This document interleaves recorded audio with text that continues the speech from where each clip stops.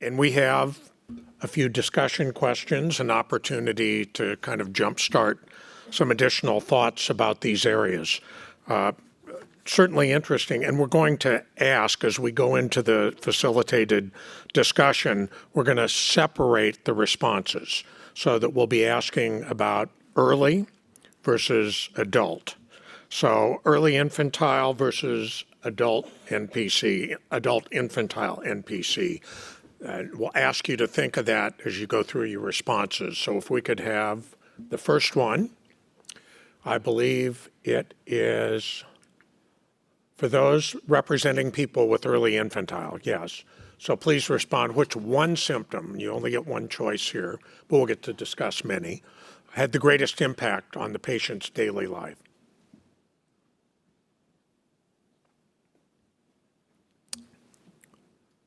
And again, our colleagues on webinar are invited to also contribute.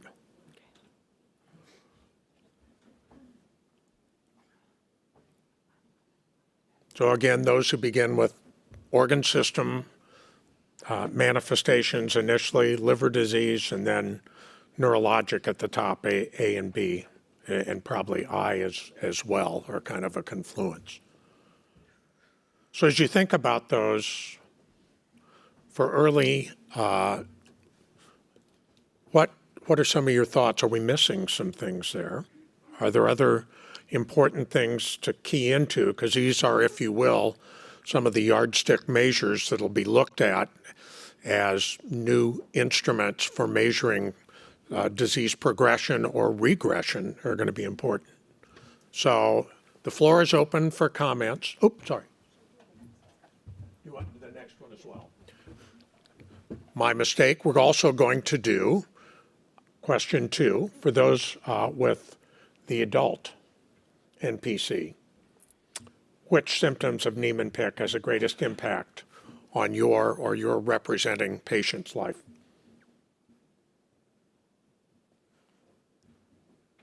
And again, we tried to design these based on the pre-meeting survey to be sure that we'd captured what those respondents felt were most important.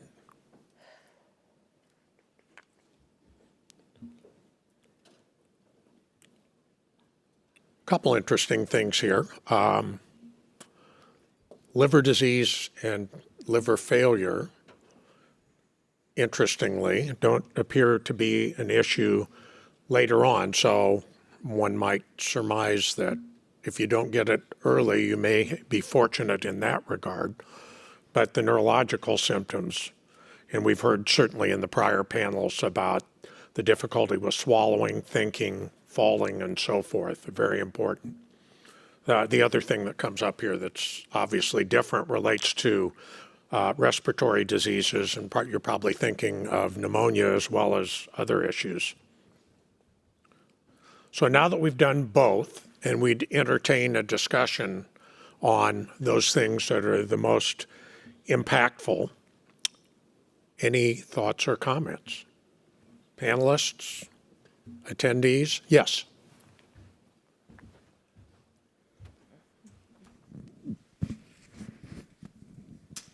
That's the right end. It's the one that bites. Yeah. I'm Anthony Leone, and I spoke earlier. I met Cindy 20 years ago. Where are you, Cindy? Anybody here know you longer? Maybe Dr. Patterson? Dr. Patterson. Dr. Porter, maybe. So early on, one of the things I learned was that we had joined a club that none of us wanted to be members of. And my first participation in a Niemann-Pick family conference was only a few years ago. We raised a lot of money, and then when my daughter showed symptoms, things changed. And we had to completely focus on being a mom and dad, caregiver, advocate, therapist, nursing assistant, and survive as a family. In reaching out to other Niemann-Pick families, I found inspiration from Rachel and Debbie, from Haley and the entire family, whose name I won't try to pronounce because I won't get it right, from Shannon. Everybody had a different story. Everybody's disease progression is a little different, but we're all members of the same club. And the ability to hug, cry, laugh, and spend time with one another is absolutely critical because we all learn from one another. It's hard to quantify all of these in 3 answers. We could talk all day about all of them, but sharing the ideas, sharing the information, sharing our losses, our sorrows, and our victories is important too. And I think this is such an important step to create that collaboration and sense of community that we all need in order for not only our children to survive, but for our community to thrive. Thank you very much.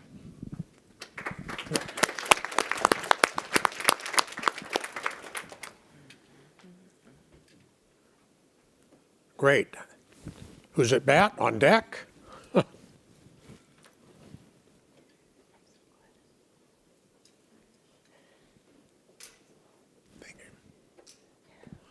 Hi, my name is Kathy Hartman, and this is my son, Caden. And this is actually not, I'm not sure if this is our new norm or not. He had pneumonia in December. Before that, he could walk much better. No, didn't aspirate. Now I have to chop his food up very small. His, he chokes constantly.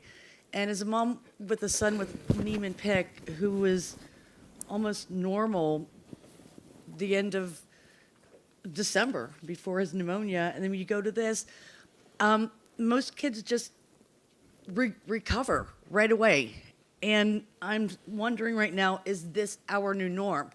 And it's terrifying because if you have a normal child who gets pneumonia, they come home from the hospital and just they go back to their normal lives. We all don't know what's coming next. And I don't know if it's just the neurons in his brain are going to take longer, or is this our new norm as a family? So it's a devastating disease that each day we don't know what's going to happen, how fast things are going to change. And it's great to have these group of people to discuss all of this with. You want to say anything, baby? No? No? Okay. All right, thank you. Thank you.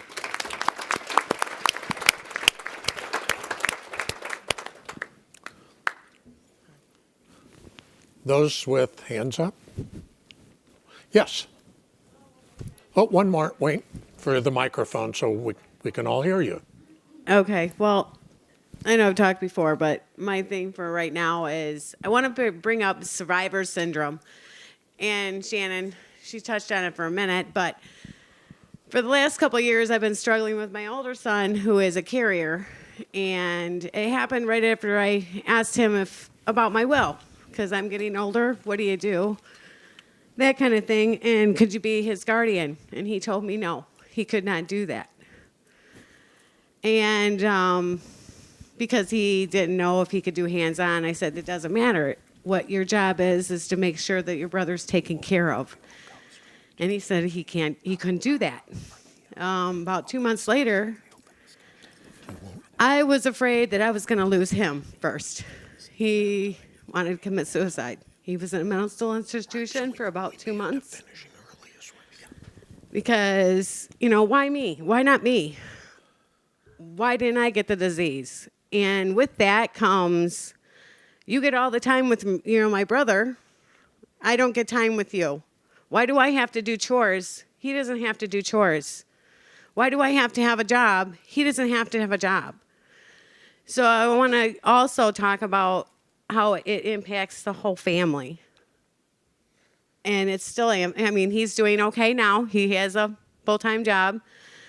But, when is it going to slip back? And if it's great that everybody is living longer and those types of things, but there's also questions about who's going to take care of them when, that type of thing. So I also wanted to bring that up. I also wanted to talk about costs, and there's a drug in our community that didn't go through an FDA steps to get okayed. And every day, the cost is almost $300,000 a year. If we didn't have Medicaid it couldn't happen.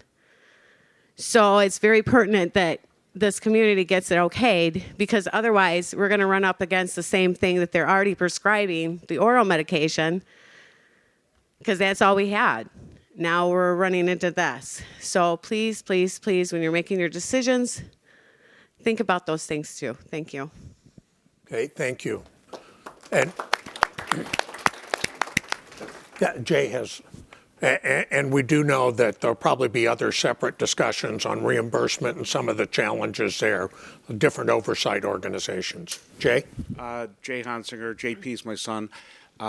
Communication and friendships with his peers and speech problems are up there, but it's very hard on him. He wants friends, and as his friends are growing, developing, he's probably digressing, and his memory short term is going, so we'll ask the same question over and over again, and that's a hard thing. I mean, all those things are very serious. I mean, the swallowing and silent aspiration is going to kill him, but it's his day-to-day life where he's trying to have a quality of life and not having as many friends. He has a lot, but it's a struggle, and it's heartbreaking to see that. And, you know, our family is also the MP family here, and it gives us strength for all the people that have lost their children that still, you know, persevere and go on, and the people that still have children they're fighting for. And it's a lot of people say journey, it's a trip through hell. And Alec, you did a great job. You do better than I do, and I don't have MPC. So I would just wish your father sent you a couple jokes, but maybe you could tell me something later. Thank you. What I see in this community reminds me of a similar quote from Winston Churchill when he said in World War II, when you're going through hell, keep on going. And I think what we're seeing from all of you is that persistence, and that's the reason you're here, and that's the reason for hope. Additional thoughts or comments? So can we assume that based on your responses, if these things have the greatest impact on patients and their lives, and secondarily on all the caregivers, are those the things that would make the difference in treatments by reversing them? I'm presuming that would be a fair representation, but if you have comments on that. Debbie? That is the big thing. That's what many of our children succumb to. And a year ago in August, 4 Niemann-Pick children went into the hospital with pneumonia, and Rachel was the only one who came out. And my comment to friends was, this time. And a year later, pneumonia got her. So pneumonia's big. So the whole swallowing and respiration and all of that is really very important. Thank you. And that, it is a distressing point. With aspiration comes all the stomach acid that goes with that, and it really damages lungs. So distressing, but also a target for therapy. Do we have, very good. Kathy Hartman, Caden's mom again. Going back to the pneumonia. Yep, thank you, Debbie, because a lot of the kids do go to the hospital and they don't come back. And like I said, this is not who my son was before the pneumonia. I was terrified when we were in the ER. His temperature was 106.7. I don't know how he caught it, but it was walking pneumonia, which normally people get, and they don't even know how they have it. They just think they have a cold or something. But when he got it, he was in an ambulance to the hospital. I thought we were going to lose him in the ER. He was completely out of his oxygen level, was below 80. It was the most terrifying thing. And it was so terrifying because I know how many kids get the pneumonia and they don't leave. So I guess this is a success story. I mean, but is this a success story? So I think we need to look more into with the children. Yes. So this doesn't happen. I don't even know how to do that, but I'm actually thinking I don't want him to go to school next year because he's more susceptible to these kind of things, and something that the normal child gets and they get over in a week. This has been life altering, and unfortunately, this is our new norm. When he got this from somebody just walking around with walking pneumonia and probably didn't even know they had pneumonia. Yeah, thank you. Next year, yes. Thank you, and that's, certainly one of the feared complications. But hearing how some hope with reversal of swallowing difficulties, or at least some control, ought to give people some positive outlook, we'd hope. And I was going to say, Shannon, go ahead. And then, no, please. I just want to piggyback off of something that Kathy had said. So, I mean, we have a lot of Niemann-Pick families in this room, obviously, and we're here for the patient-focused drug development meeting. But just by virtue of the parents that we have here, you guys are very invested in moving drugs forward. And we've all kind of done that. We're getting our kids treated, and we're extending their lives. Even my son, who shouldn't have seen 3, so 7. But there's one thing that we need to do with these children whose lives we're now prolonging, because our physicians aren't able to take that on. And I know most of us don't have any more bandwidth either. We need, as a community, to be documenting some of these trends we see. So everybody's talking about pneumonia. So there are drugs that we can do prophylactically to protect them. And we don't really talk about it a lot. Like, I won't throw out a drug name here.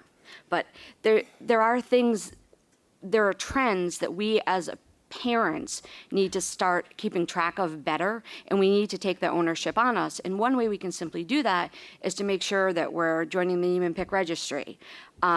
There's international meetings, like join the other groups, IMPDR. And when you notice drugs are working, your pulmonologist tries this and it keeps you out of the hospital, those are things just to report in the community so we can start setting up standards of care. Because once we homogenize our treatment a little bit better, it's going to be simpler for all these people that are trying to get us drugs. And that's just a simple ask. But I think that this group is very invested in doing everything we can, and that is just a small piece we can do. I think those are very helpful comments. And again, protecting your children by vaccinations or by just preventive measures of other natures are really important. Yes, Gail, go ahead. Haley was in the hospital right around this time last year with pneumonia, and it was horrible. And we were in the emergency room for 18 hours, and they kind of wrote her off, and because she was very lethargic, as she can get when she's ill. But it wasn't until, thank God I take a lot of pictures and videos, I showed her at Special Olympics, and they're like, oh, this isn't her new norm. This isn't her norm. I go, I've been telling you that. They didn't even want to treat her. So me, being who I am, I'm like, get this down here, get this down there. And they got it all down there, and then they finally got her a bed. By the time I left there, I had everybody's name, and within a week of me being home with her, I had every one of those people calling me at home, and we have care if Haley has to go back there, what they're going to do. And, they got Dr. Sharma at Rush, they got Dr. K. I mean, they weren't even contacting our pulmonology doctors. I mean, it was bad. So be prepared if your kids aren't well to have all this documented, because they got my name now and I got theirs, and they said, you won't ever have this problem again. I mean, that's what you got to do. I mean, we're fighters, and, stand up for your kids and make sure they get what they deserve. Thank you. And this has been an interesting discussion about the things with the biggest impact. That's kind of end game in some ways. What about up front? What could we do more about diagnosis, perhaps earlier, perhaps screening? And so the next question, and again, we're going to bifurcate it, and we're going to look at it for those in early infantile versus adult. And as you see there, what symptoms first led you or your physicians to consider NPC? And you can select up to 3. I think this should be very interesting for us.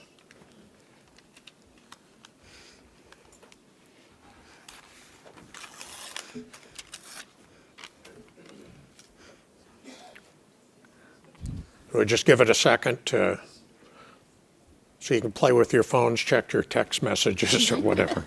Sync.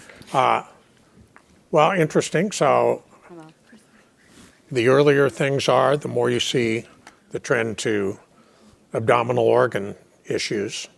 And a lot of them connect to that, the jaundice with the liver, of course.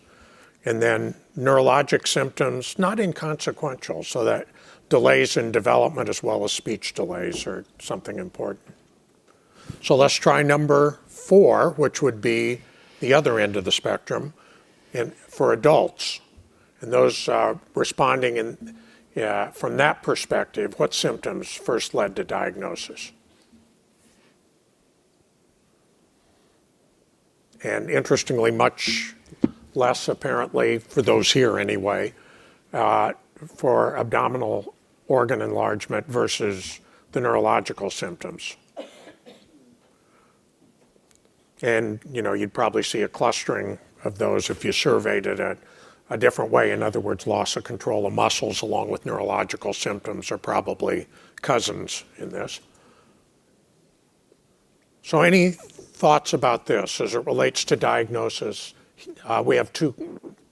So first, Lauren.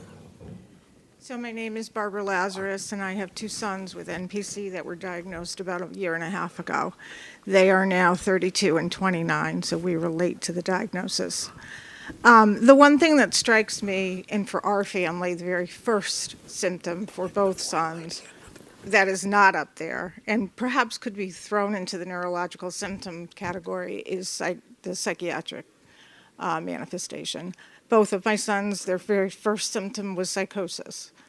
One son moved to other neurological symptoms with ataxia and gait and all of that. But my other son, really to this day, has much fewer symptoms, but has a very severe psychosis, which we've just come off of 4 months of dealing with.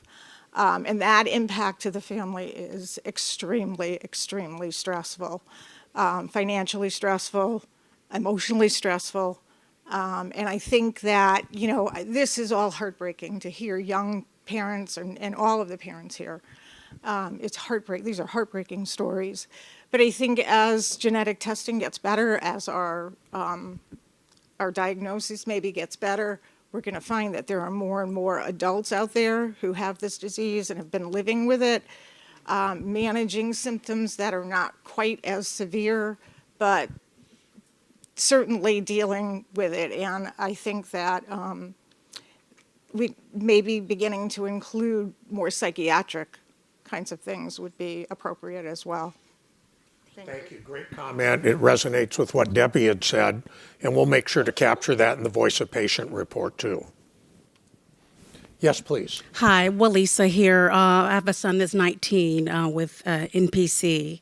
It's interesting thinking back to the previous question with regards to early infantile and some comments that were spoken earlier with regards to infants and their presentation of jaundice. My son in particular did present with jaundice, but a little bit delayed, and it was prolonged. But all of that resolved over time, and then we didn't actually see any neurological symptoms until he was about 14, 15 years old. So swallowing, slurred speech, and some issues around fine motor dexterity, balance, coordination, things like that. So again, I think as early infants, if there are some indications in either prolonged or I guess you can say a delayed jaundice that lasts for a while, those could be some early indicators. So we may need to kind of think through from a diagnosis perspective.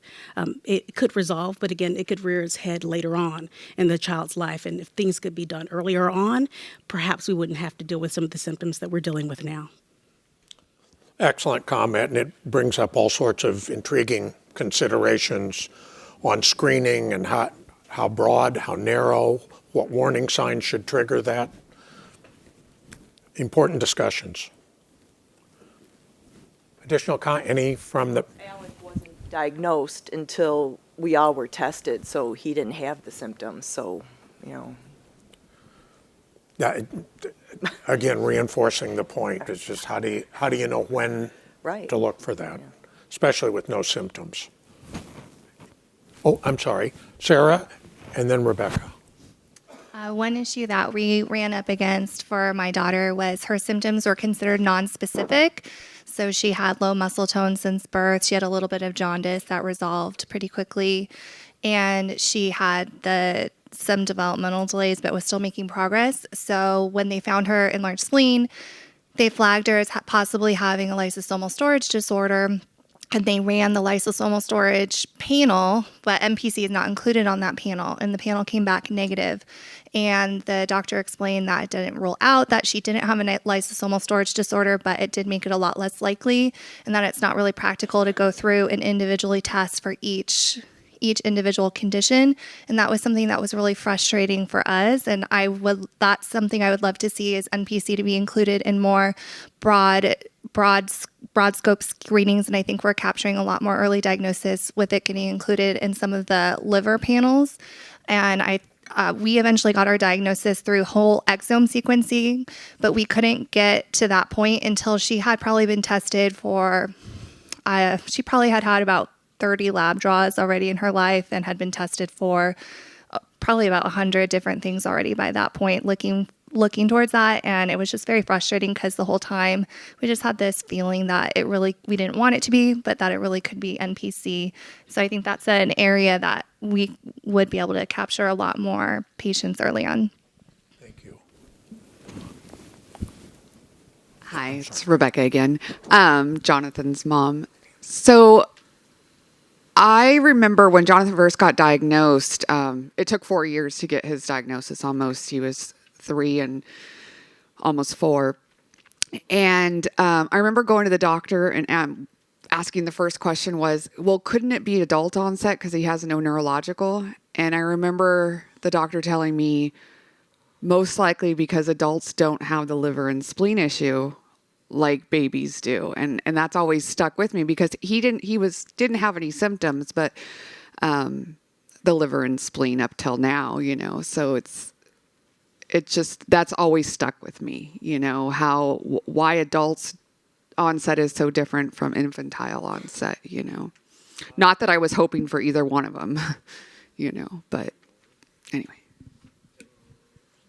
Yes.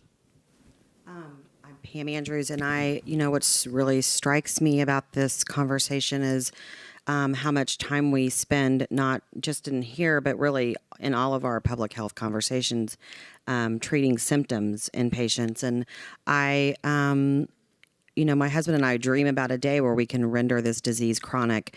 And I feel like having 2 children and seeing the differences in the trajectories of their lives because of when they were diagnosed and their disease progression, I feel like I know really instinctually that Abby's trajectory is going to look very different than her sister's because she was diagnosed before any visible signs or symptoms. And right now, there's no way to diagnose these kids unless they have one of the symptoms up there. So we're running around chasing symptoms. And I think in order to give all of these patients the best quality of life, we need to find the disease before there's any signs or symptoms of the disease. And I think when we are able to do that, we will be able to render the disease chronic. And I think the best way to do that in our public health system the way it is today is through newborn screening. Thank you.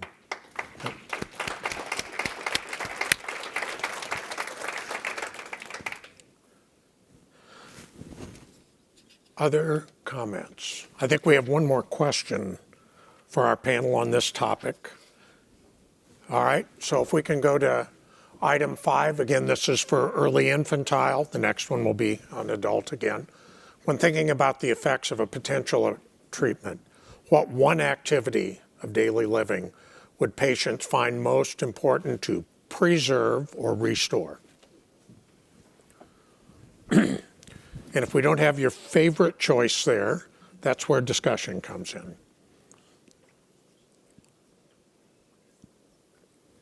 an interesting range of activities of daily living, obviously, trying to reflect what we heard in the pre-meeting survey about the spectrum of concerns. Interesting. Comes back to the eating, drinking, swallowing. Just important for fetal function. Very good.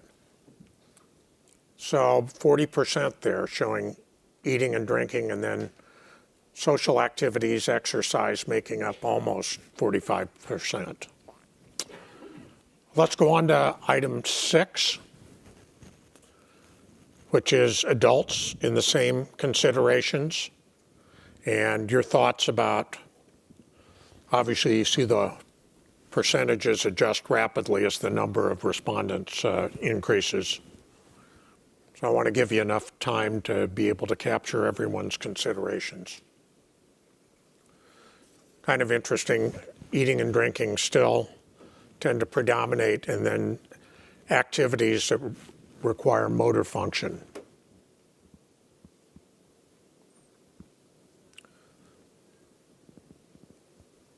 So interesting, if you think that school or work function is kind of a marker for cognition, what kind of thoughts does that trigger for any of you? And let's have a bit of discussion on that. Or not. Or have we exhausted everyone? Debbie, you'll go second right after her. Okay. Thank you. Again, giving that little bit of a different perspective to it, certainly both of my sons have become more socially isolated as this has progressed. And I think it kind of is reflective also of the whole issue of mental health, because their symptoms are psychiatric. So they've slowly, just as has been mentioned with other children here though, they've slowly lost their social network. Their friends are moving on, they're getting married, they're having children, they're buying houses, and my sons do not have any significant social activities at this point because they're not traumatically brain injured, where there are lots of programs available.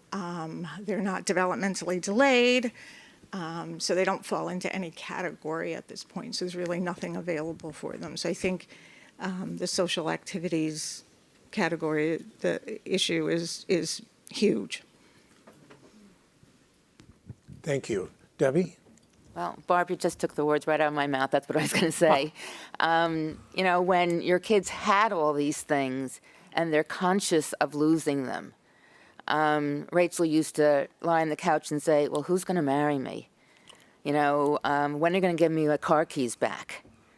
And I always said she was at the worst possible stage at that point because she had one foot in the disabled world and one foot in the regular world, and really wasn't in either of those. And kids can be cruel and self-centered, and they see someone who's different and has problems, and they're not always, and especially if it's undiagnosed, because sometimes you get from other people, well, you're imagining it's not as bad as you think, and you know your child is suffering. But they lose these connections, and they know they had them. And I used to think she needs to either be better or worse, but not where she is. And actually, as she got a little worse, she started enjoying her day programs more, connecting with the, she didn't connect with the kids or the young adults, but she connected with the teachers. And they loved her because she still had a great personality. She smiled, and in several of her programs, she was the only person who could speak.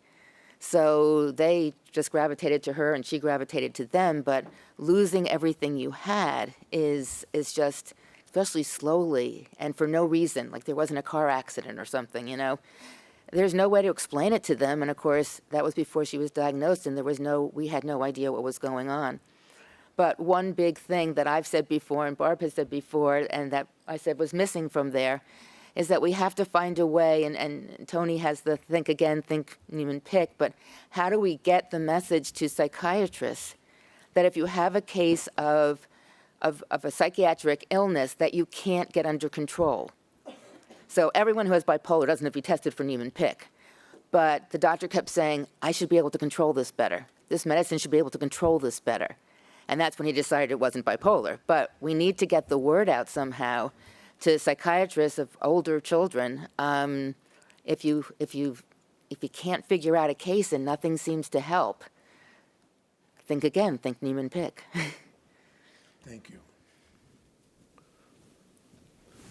Hello, my name is Melissa King. My son Lee was 20 years old when he lost his battle to Niemann-Pick.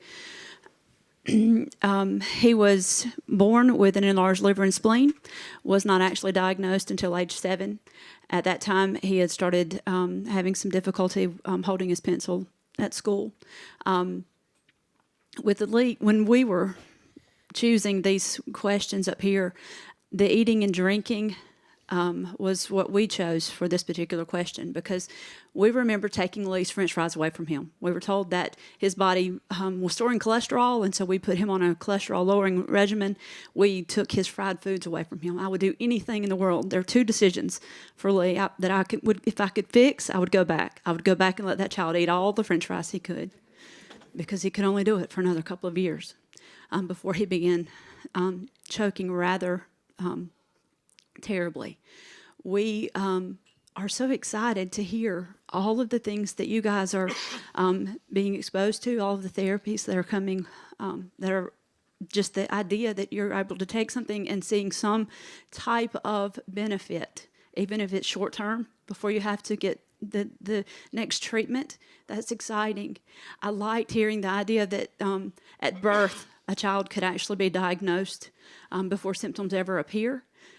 Those avenues are just, I can't even imagine the hope that many of you are feeling at the potential treatments, because when Lee was at the end stages of his disease, that's when we began hearing about potential treatments, and it was too late for him.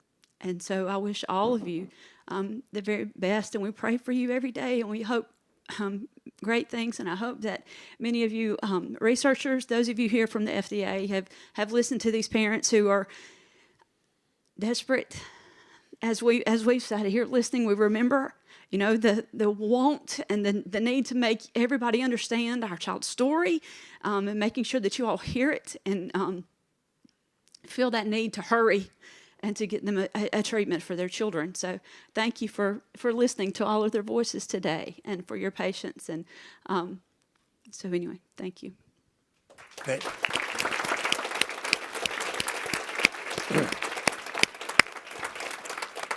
And let me just thank you, Melissa. You were one of our alternate panelists who'd prepared for this, and the testimony from Melissa and from the others who are our alternates. You've had the opportunity to hear comments from Rebecca Spencer-White, and Megan Ferguson is our other alternate panelist. Megan, I don't see. Oh, there you are. I can't see you because you're behind someone. Thank you all for contributing in that way, and all of those comments will be captured in the richness of these exchanges. Additional thoughts or comments? Okay, very good. It's Rebecca again.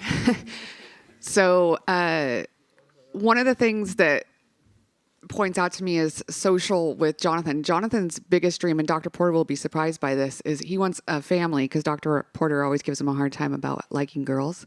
He's starting to like girls now.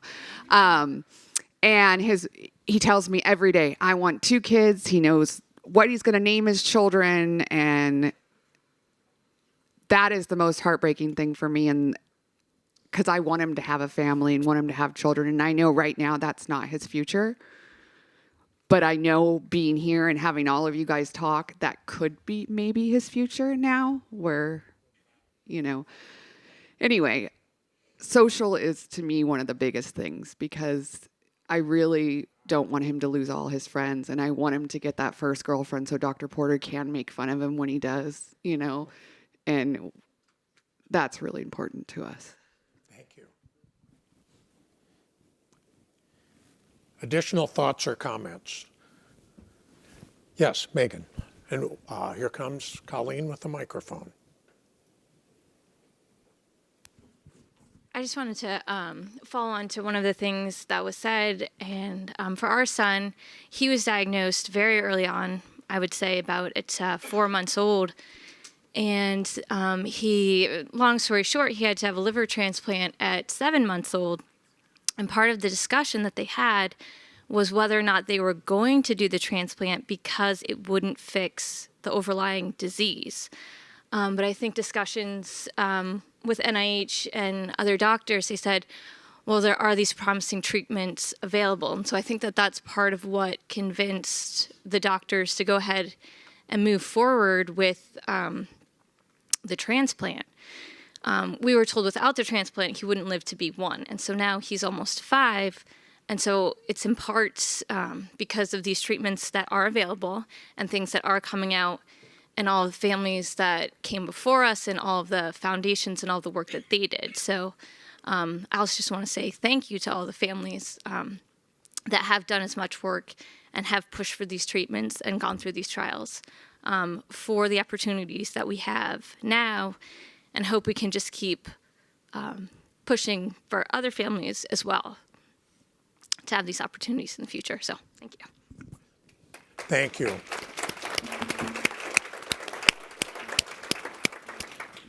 You know, and that's a reminder to all of us that with any new intervention sometimes comes additional medicines, additional adverse events with that. And we've heard that not only with things like liver transplantation, but also seizures. So understanding, what's the old saying, when you pick up one end of a stick, the other comes with it. And that's just one of those things that needs to be anticipated.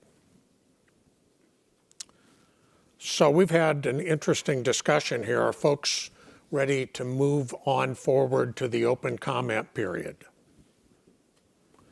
If so, I'll relieve our panel 3 with many thanks.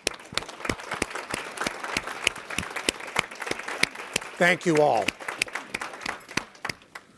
Really exceptional thoughtfulness on all of your parts. Thank you.